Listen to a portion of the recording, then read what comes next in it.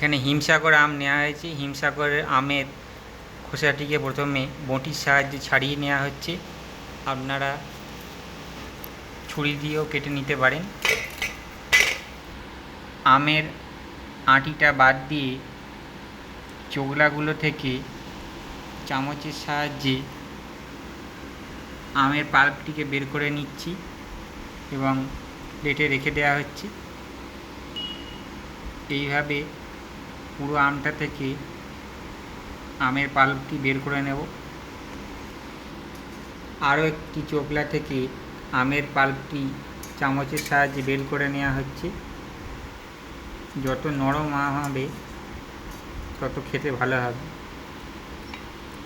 একটি মিক্সির বোল নেওয়া হয়েছে। মিক্সির বোলটিতে আমের পাল্পটিকে দিয়ে দেওয়া হচ্ছে। পুরো আমের পাল্পটি মিক্সির বোলে দিয়ে দেওয়া হলো। 2 চামচ চিনি এরপর যাচ্ছে। এরপর মিক্সির লিডটিকে দিয়ে দেওয়া হচ্ছে।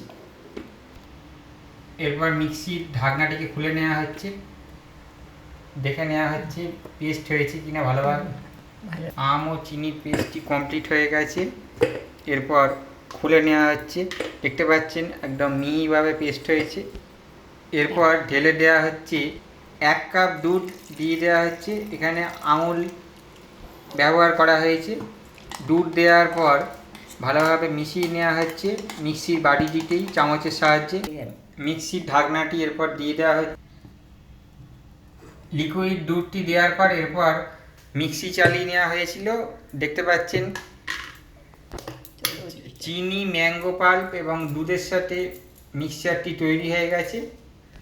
এরপর একটি কাঁচের বাটিতে ঢেলে দেওয়া হচ্ছে পাল্পটিকে। এরপর কাঁচের গ্লাসে পাল্পটিকে ঢেলে দেওয়া হচ্ছে। দুটোকে সমানভাবে ঢেলে দেওয়া হলো। এরপর উপর থেকে আইস কিউবগুলি দিয়ে দেওয়া হচ্ছে একে একে। দুটোতেই আইস কিউব দিয়ে দেওয়া হলো। ম্যাঙ্গো লস্যির এই রেসিপিটি অত্যন্ত সহজ উপায়ে বানানো হয়েছে। ভিডিওটি যদি আপনাদের ভালো লেগে থাকে ভিডিওটিকে অবশ্যই লাইক করবেন, বন্ধুবান্ধব আত্মীয়দের মাঝে ভিডিওটিকে শেয়ার করবেন, চ্যানেলটিকে সাবস্ক্রাইব করে বেল নোটিফিকেশানটি অবশ্যই প্রেস করে দেবেন যাতে এমন ইজি উপায় রেসিপি আপনাদের কাছে পৌঁছে যায়। ওপর থেকে সামান্য পরিমাণে চিনি গার্নিশিংয়ের জন্য দিয়ে দেওয়া হলো। ভিডিওটি দেখার জন্য আপনাদের সকলকে ধন্যবাদ।